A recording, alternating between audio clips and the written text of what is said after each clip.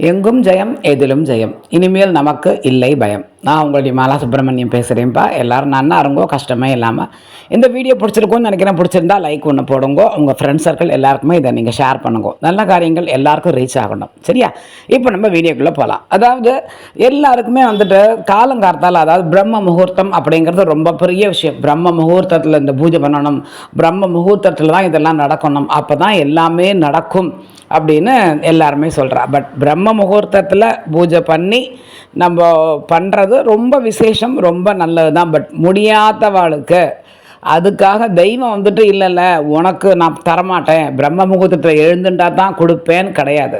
நம்ம அவர் காலை பிடிச்சிட்டு நம்ம அவரை சரணடைஞ்சாச்சுன்னா அது எந்த தெய்வமாக இருந்தாலும் சரி, இஷ்ட தெய்வம்ங்கிறது எல்லாருக்கும் நிறையா இருக்கும், குலதெய்வம்ங்கிறது எல்லாருக்குமே இருக்குது.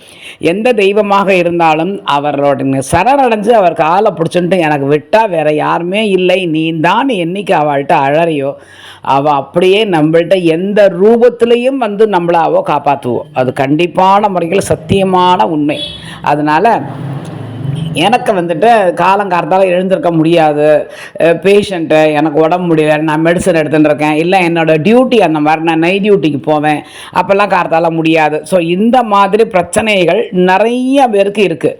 ஸோ அதனால் அதை நினச்சி தயவு பண்ணி வருத்தப்படாதீங்கோ. பிரம்ம முகூர்த்தத்தில் எழுந்து குளிச்சுட்டு பூஜை பண்ணினா தான் நமக்கு அந்த பூஜை சாத்தியமாகும் அப்படிங்கிறது கிடையாது. எழுந்து பண்ணினா நல்லது, ஆனால் பண்ணலைன்னா தவறில்லை. அதுவும் நீங்கள் புரிஞ்சுக்கோங்க.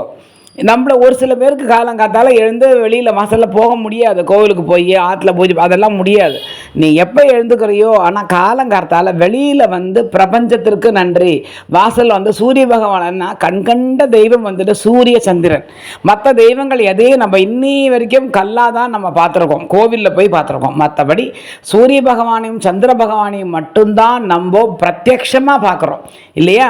ஸோ அதனால் நன்னா நீங்கள் அவளை வேண்டின்றாலே போகிறோம். சூரிய சந்திரனை வேண்டிக்கோங்க, சாயங்காலம் ஆனால் சந்திரனை வேண்டிக்கோங்க, கார்த்தால ஆனால் சூரிய பகவானை பார்த்து வேண்டிக்கோங்க. நன்னா எத்தனை மணிக்கு முடிஞ்ச எப்படியுமே நீங்கள் 8, 9 மணி 10 மணிக்கெலாம் எழுந்துக்க மாட்டேன் இல்லையா? அட்லீஸ்ட் ஒரு 6:30க்குள்ளே எழுந்துட்டுருவேன். பல்ல தேய்ச்சிட்டு வாசலில் வந்து அவரை ஒரு பார்வை பார்த்துட்டு வேண்டிண்டு உடனே நீங்கள் போயிட்டு நீங்கள் உங்கள் வேலையை ஆரம்பிச்சு ஒரு நாளைக்கு அந்த மாதிரி நீங்கள் 2 இல்லை 1 நாள் 2 நாள் நீங்கள் பண்ணி பாருங்களேன். ஒரே நாளையில் ஒரு மாற்றம் தெரியும். ஏன்னா பிரபஞ்சம் அப்படிங்கிறது சாமானியப்பட்ட விஷயம் கிடையாது, ரொம்ப பெரிய விஷயம் அது. ஸோ அவர் நீங்கள் அதை பார்த்தாலே போகிறோம், உடனே ஒரு சேஞ்ச் உங்களுக்கு வரும்.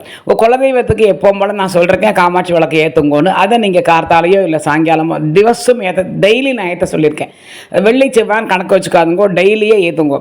எதுக்கு இந்த பதிவை நான் போடுறேன்னா, நிறைய பேர் வந்துட்டு மாமி எனக்கு காலங்காத்தால் எழுந்து என்னால் பூஜை பண்ண முடியாது, என்னால் வேண்டிக்க முடியாது, எனக்கு விளக்கேற்ற முடியாதுன்னு சொல்லி நிறையா பேர் சொல்லியிருக்கா. அது வேண்டவே வேண்டாம், அப்படி அவசியம் கிடையாது. உங்களால் எப்போ முடியுமோ அப்போ நீங்கள் மனசார வேண்டிட்டு ஒரு விளக்கை ஏற்றிட்டு கை புஷ்பம் இருந்ததுன்னா அதை போட்டுட்டு பழமோ இல்லை பொட்டுக்கல்லையோ இல்லை சர்க்கரையோ உங்கள்கிட்ட கல்கண்டோ என்ன இருக்கோ அதை நைவேத்தியம் பண்ணிவிட்டு எப்போவுமே விளக்கேற்றும் போது நான் சொல்லியிருக்கேன், பச்சை கற்பூரத்தை லைட்டாக அப்படி தூவி விட்டேனாலே போகும், ரொம்ப விசேஷம். அந்த மனத்திற்கு தெய்வம் ஆற்றுக்கு வரும். அதனால் வெடிகாலம்பர் நம்மளால் குளிக்க முடியலையே, பிரம்ம முகூர்த்தத்தில் நம்மளால் குளிச்சுட்டு 4:30 5 மணிக்குள்ளே பூஜை பண்ண முடியலையே, அந்த மாதிரி வருத்தம் இருந்தால் அதை தூர களைஞ்சிருங்கோ. அந்த மனசில் இருந்ததுன்னா அதை வெளியில் தூக்கி போட்டுருங்க. அந்த ஃபீலிங்ஸ் எல்லாம் அதெல்லாம் கணக்கிலேயே வராது.